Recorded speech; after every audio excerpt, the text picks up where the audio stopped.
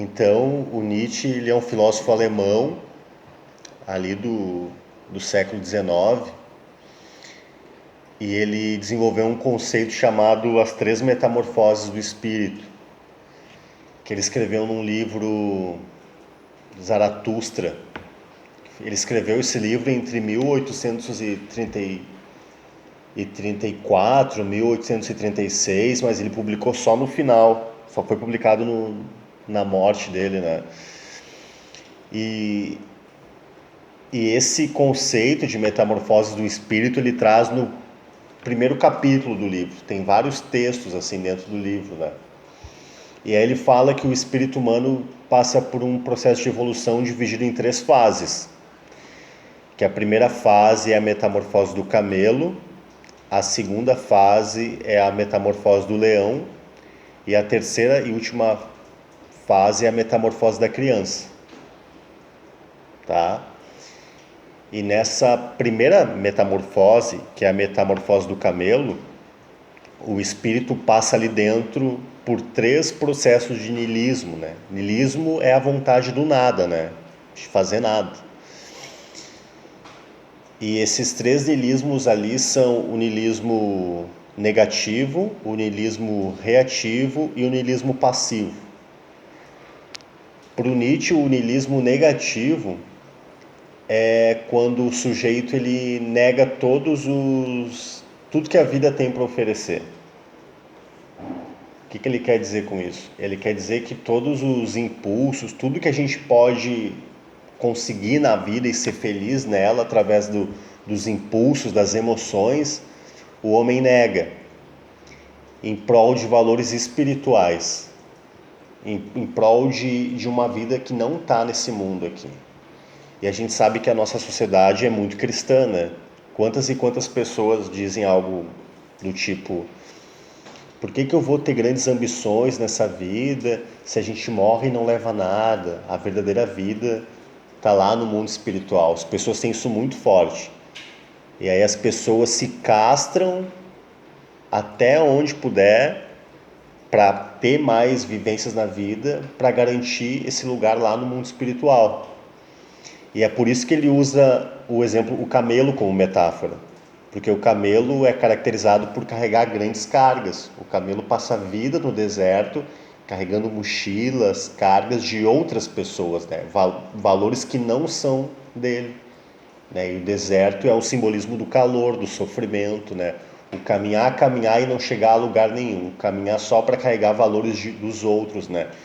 Então, esse ser humano não carrega valores próprios, ou seja, ele não carrega a vontade dele, o que ele quer fazer. Ele carrega o que outros, o que uma moral quer que ele faça, seja a moral cristã, por exemplo. A moral cristã tem todo um pudor, todo um limite que ela dá para a vida da gente, dizendo o que a gente pode fazer e o que a gente não pode. Então é um peso do outro, não é o meu, porque o meu não interessa. Os meus desejos, os meus impulsos, eles têm que ser controlados, eu tenho que ser racional. Essa que é a ideia. Só que o Nietzsche não acha isso legal, né? Então por isso que é o niilismo negativo, porque aí o homem nega a vida, ele nega tudo que a vida tem para oferecer. Ele nega trocar de casamento, se arriscar num novo casamento, se arriscar num novo trabalho, se arriscar com novos amigos, né? Porque ele tem que manter uma conduta, né? Esse é o primeiro niilismo negativo. Quando o homem nega a vida, tudo que a vida tem para dar para ele. E aí o Nietzsche diz lá, um certo momento desse livro, que toda essa moral cristã que faz o homem negar a vida, ela é substituída. O homem, ele... E aí o Nietzsche chega a dizer que Deus está morto, né? O que ele quer dizer com Deus está morto? Ele quer dizer que chega um certo momento da história, na Idade Moderna, que o ser humano não quer mais seguir valores de Deus, valores religiosos. Agora ele passa a seguir outros valores, que são os valores da ciência, valores da razão, né? A gente sabe que na Idade Média a sociedade é muito espiritual, e depois, com a ascensão da ciência na modernidade, a razão, que é o meu pensamento, e não o que Deus quer, mas o que o homem quer, que passa a entrar em vigor. Então, enquanto na Idade Média se acreditava que seguindo preceitos divinos o homem poderia alcançar a felicidade, Na Idade Moderna isso é substituído. Então a felicidade passa a ser algo a ser conquistado através da razão. É aí que surge a ciência, né? O homem começa a descobrir o mundo usando a razão, os experimentos. Só que para o Nietzsche, esse niilismo agora reativo, agora é um niilismo reativo porque é uma reação ao niilismo negativo lá da religião. Esse niilismo reativo da ciência, ele também é um problema. Porque agora o homem, o camelo, ao invés de carregar valores espirituais de Deus, ele começa a carregar valores da ciência. Então eu não posso seguir os meus impulsos, não posso seguir as minhas emoções, eu tenho que seguir a minha razão, eu tenho que ser racional. Eu tenho que tomar todas as minhas decisões com base na razão e não seguir o que eu sinto lá no fundo. Seguir os impulsos é algo ruim, algo precário nesse tipo de visão, né? E aí o Nietzsche percebe isso, que o camelo troca a religião pela ciência, né? E aí surge um terceiro niilismo, que é o niilismo passivo. Aí o camelo anda carregando pesos religiosos, vê que não dá certo, anda carregando pesos da razão, da ciência, vê que não dá certo, aí ele chega no extremo do niilismo, ele chega no deserto total, no vazio, que é a passividade. Ele vê que não dá certo, ele fica ressentido e sofre por aquilo, fica com um vazio nele. Porque repara uma coisa, enquanto o camelo segue os valores religiosos e os valores da razão, ele ainda tem algum benefício nisso, que é a conservação da vida dele, ele consegue seguir a vida dele. Claro, uma vida precária, que não valoriza os impulsos dele, que ele não consegue ser feliz, mas ele tem uma razão para a vida dele, né? Para a existência. Só que chega um momento que no niilismo passivo ele já não tem nem razão para a vida mais, ele não quer fazer mais nada, ele está catatônico, né? Está doente. Esse é o vazio total, é o extremo do niilismo que o Nietzsche chama. Mas é aí que vai surgir a segunda metamorfose, que seria a metamorfose do leão. Aí o Nietzsche ele escreve sempre de maneira muito dramatúrgica, né? Ele acaba sendo muito estudado na literatura e nas letras. E ele tem um personagem lá no livro que é o dragão da moral. E aí o dragão da moral vai dizer para o leão: nenhum valor deve ser criado. Todos os valores da humanidade resplandecem sobre as minhas escamas de ouro. Dá essa ordem para o leão.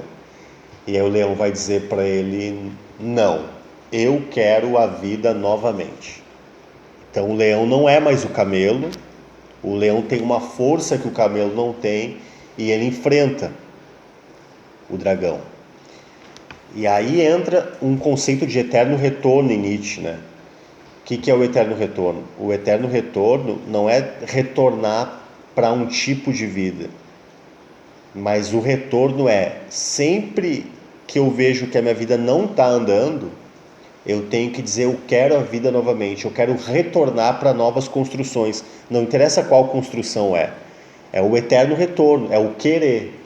O que tu vai escolher para evoluir não pouco importa. O que importa é que tu vai fazer alguma coisa.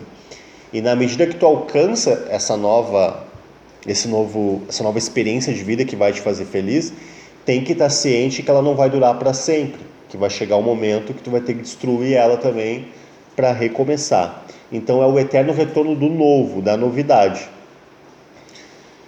Só que o leão, ele ainda tem um problema. O leão, ele fica mais ressentido que o camelo ainda, porque ele se dá conta de maneira mais clara que ele foi enganado o tempo todo, e aí ele culpa a si próprio e culpa os outros. Então repara que o leão ele tem muita força, ele é muito agressivo, infinitamente mais que o camelo.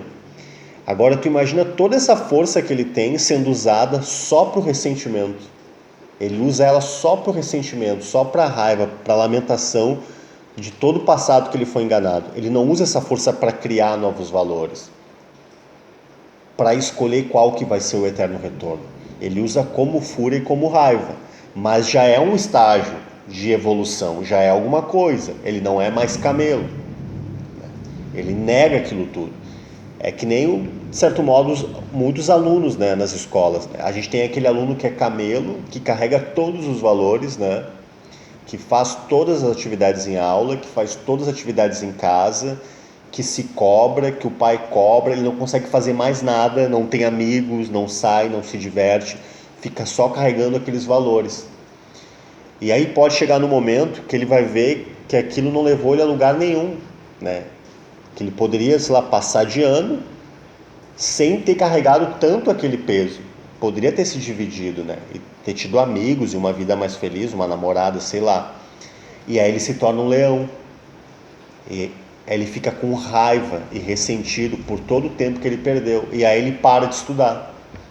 Ele não consegue criar uma nova maneira de estudar que ele possa conciliar com outros fatores da vida dele. Ele usa toda aquela energia de leão, da descoberta, da manipulação, para negar definitivamente a educação e a aprendizagem. E aí se torna o niilismo ativo, que o Nietzsche chama. Então ele está ativo. No estado camelo ele está totalmente passivo, né? Negando a vida ou passivamente. Enquanto o leão ele está ativo. Só que é muita fúria que acaba sendo desembocada só para o ressentimento e não consegue criar nada. Mas isso é importante porque é o leão que vai dar passagem para a terceira metamorfose do espírito, que é a criança. Aí a criança sim, a criança cria. E a criança não tem ressentimento e ela é autônoma. A gente pode pensar em exemplos, as crianças quando elas são repreendidas pelos pais, não vai ver uma criança ressentida, dizendo que não gosta mais do pai, ou que não quer mais brincar, ou que não quer mais abraçar os pais. Eles esquecem imediatamente, voltam a se divertir, voltam a ter afeto com o pai. A criança não guarda ressentimento. E criança cria, né? Cria muito. A criança é como se fosse uma máquina de criação. A criança quando descobre uma coisa, sei lá, ela pega um papel e um lápis e faz um círculo, e ela consegue fazer aquele círculo, ela criou aquilo, ela fica tão maravilhada com aquilo que ela passa o dia ou dias só fazendo o mesmo círculo sem parar. Tamanho deslumbre que ela tem pela criação. E é criação sem discriminação, o que pra gente pode ser uma aprendizagem boba, para a criança é maravilhoso. Ela não distingue qualidade de aprendizagem, tudo é importante. Então tudo que ela aprende, ela fica fazendo repetidamente, tamanho deslumbre dela e o amor pela criação. Então a criança não quer ser ressentida, não quer ficar gastando energia pensando na repreensão que ela sofreu do pai. Ela quer gastar energia criando, brincando, se divertindo, sendo autônoma. Então essa é a terceira metamorfose do espírito, que para o Nietzsche é a metamorfose saudável, que é quando o sujeito ele segue as emoções dele, os impulsos dele. E essa é a crítica que ele faz à sociedade. Ele vê que a nossa sociedade, lá no final do século XIX, quando ele escreveu, ela estava se encaminhando para uma era da racionalização, uma sociedade muito reacionária, que não ia aceitar as pessoas seguirem os seus impulsos, as suas emoções, né? Inclusive nas escolas. Se a gente vê aqui essa sala de aula... A Mariana está na outra turma. Essa sala de aula aqui, ela é claramente um exemplo do que o Nietzsche chama de era da razão. Aqui a gente não segue os nossos impulsos. O que seria seguir os impulsos? Seria ser uma aula mais dinâmica, com mais improviso. Sentir uma emoção na hora e guiar toda a aula através